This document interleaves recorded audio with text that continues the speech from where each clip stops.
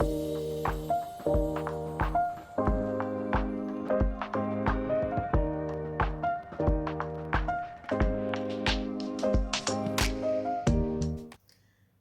my name is Lute, and welcome to my little corner on the internet. Today I'm recommending a book just by sharing my favorite quotes, and I really hope it hooks you just the way it really, really hooked me. The book I'm recommending is Open Water by Caleb Azuma. It was actually given to me by my sister because she reads so much, and all her recommendations actually pretty good. So I would say it's mostly recommendation from her, just going through me and to you. So the book Open Water was written by Caleb Azuma, who's a British Ghanaian writer. And I really love this book mostly because it really emphasized on the perspective of the character. It didn't have any dramatic plot, didn't have any action going. It wasn't an emotional roller coaster. My sister told me that the genre of the book is it's called literary fiction. And I was like, oh, actually, do you know that? But I really liked how the author really got to explain what the thoughts of the character was, how he was feeling, how he was like what he was feeling, what he was thinking in certain scenarios, and just how he was processing everything. Honestly, I couldn't put it down. So I'm just going to share a few of the quotes that I really did like. There are a lot. One thing about me, if I really enjoy a book, almost every page is highlighted. So yeah, let me start. So the first quote I really did like is this one. And I know I'm a photographer, but if someone else says I'm that, it changes things because what they think about me isn't what I think about me. I really love this quote because it made me think about how many people say I draw or I'm an artist or I'm maybe good at something. But when they say it, they really put me on a really high pedestal. And for me, I'm just doing that thing because I love it.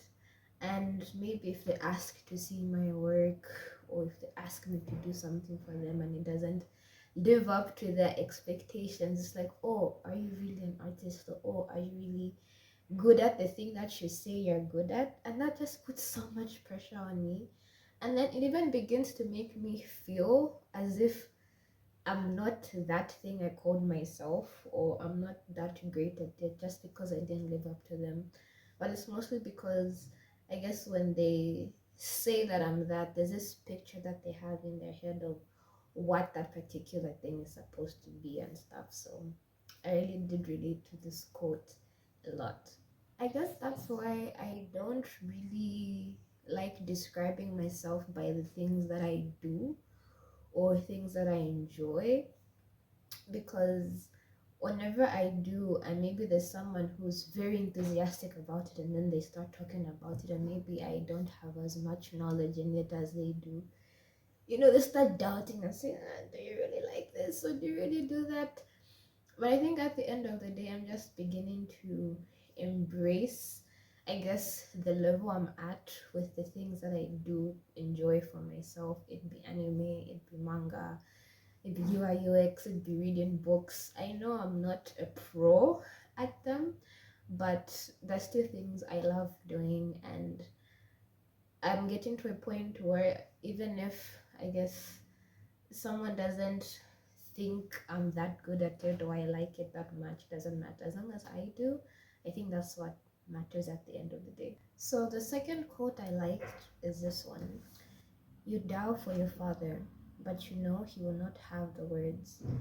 He will hide behind a guise. He will tell you to be a man. He will not tell you how much he hurts too, even though you can hear the shiver in the timbre of his voice. This really just broke my heart, mostly because we obviously live in an age where I think some men are beginning to do this, but I'm sure a huge chunk perhaps still don't. But just how not many men do express what they feel, at least obviously the older generation. And I think that does create a disconnect between fathers and sons, sometimes when fathers and daughters, but I guess in this case it's between the father and the son. And I guess this now brings the question of masculinity and emotions and all those things. So this really stood out to me. This is the third quote I liked. All that matters is that you are here, that you are present. Can't you hear? What does it sound like? Freedom? I like this quote because I think there's something liberating about someone seeing you, you being yourself in someone's presence, and them being aware of you, them taking every part of you in, them listening to you, them being present, I guess, as the author said. Like someone sitting there and looking at you as you are in your rawest form and still being there, still accepting you. And I think that really does remove a load of something. Like, I think that can remove a load off your shoulders because we don't move around like that every single day. So obviously being with someone who's present in the moment and you still being yourself is definitely very freeing. Yeah. The next quote I liked says, "What you're trying to say is this, that it's easier for you to hide in your own darkness than emerge cloaked in your own vulnerability. Not better, but easier. However, the longer you hold it in, the more likely you are to suffocate." In contrast to the previous quote, this just shows how, in as much as someone does desire to be present, to be there with you, to hear you, to just be with you in that space of vulnerability, or is just willing to see you for who you are, it's still so hard. And it's hard because perhaps you have been in situations where maybe you're always vulnerable, right?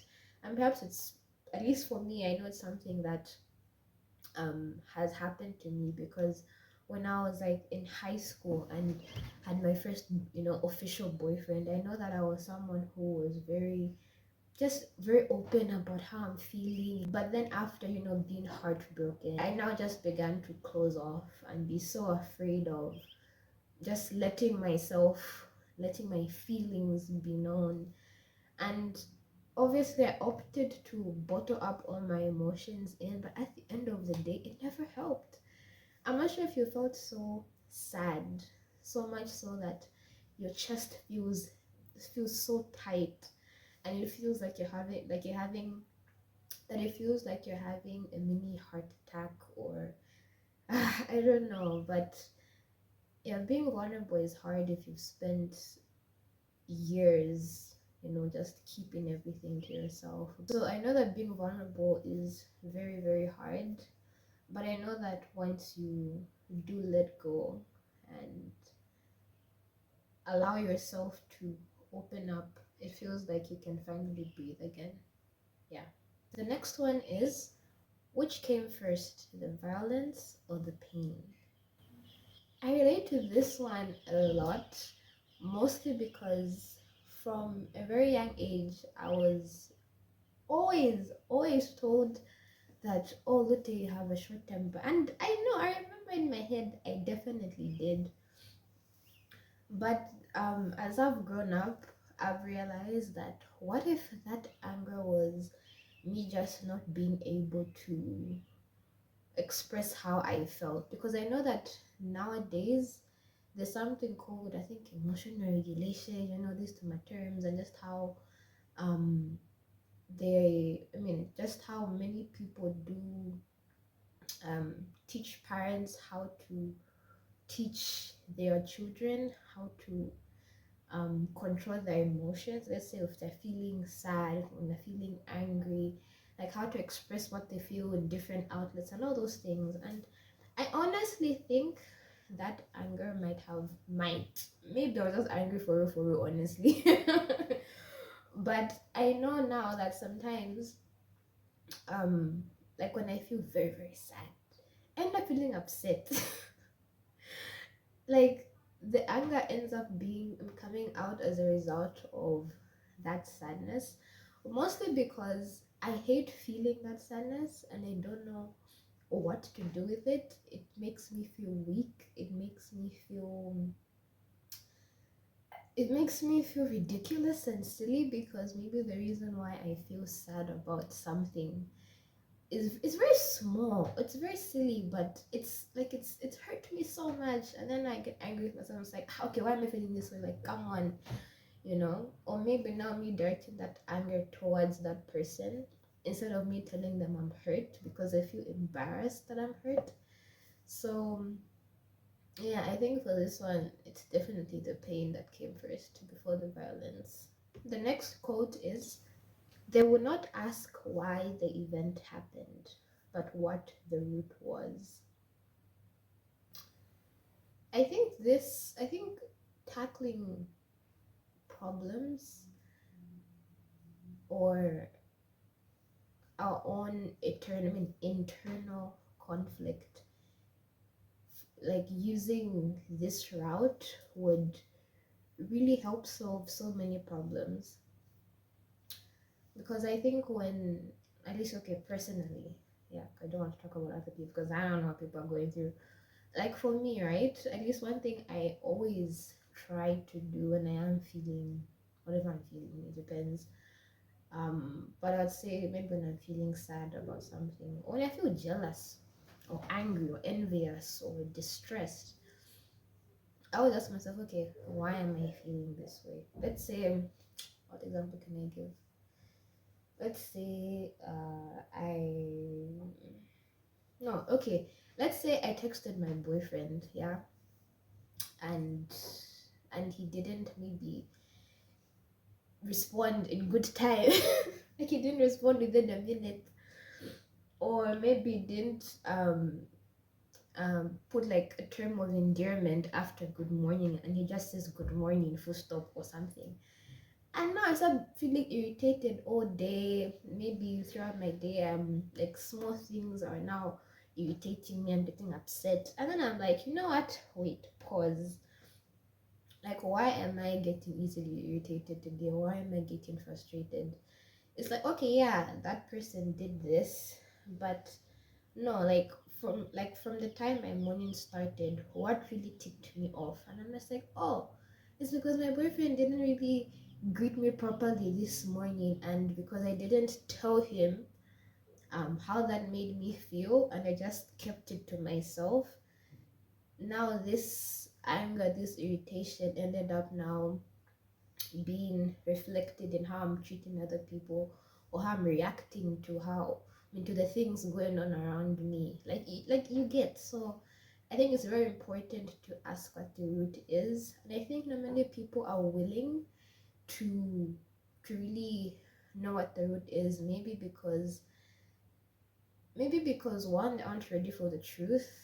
Two, perhaps they just want to stay with their angry feelings, and I don't know, maybe they get a sense of a feeling of safety or identity from holding on to that anger, and then letting it go. Perhaps they might feel, I don't know, they might feel empty because that's all they've known, that anger, that pain. So I don't know, but always at least be brave enough to find out what the root is. The next quote is, your hands shook as she handed you her vulnerability.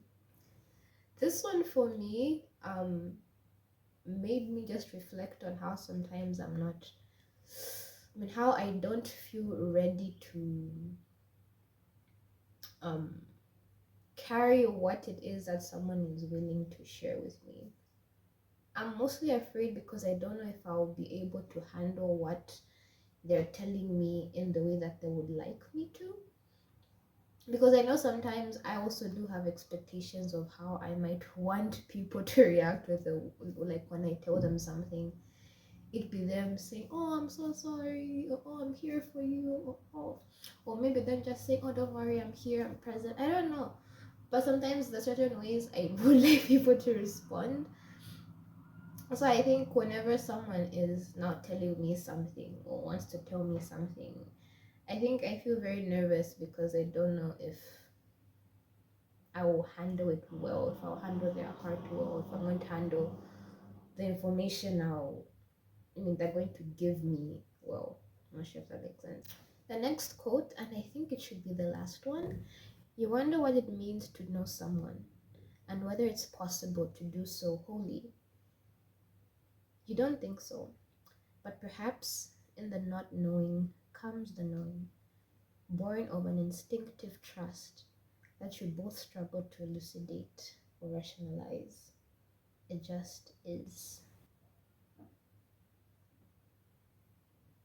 No words for this one as well, but peak quote.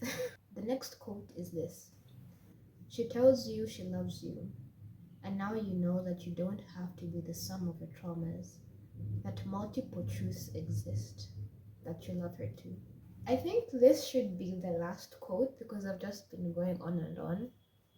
But yeah. "You want to tell her one day at a time, as you have been. You want to tell her you cannot wait to learn more about her, about all of her, but that you can and will wait. That time means nothing to you and her now. Not really." This just sums up why I love K dramas. How, you might be wondering. K dramas are slow burners. I like loves or love that's slow. Like you're not rushing to move from one step to the next.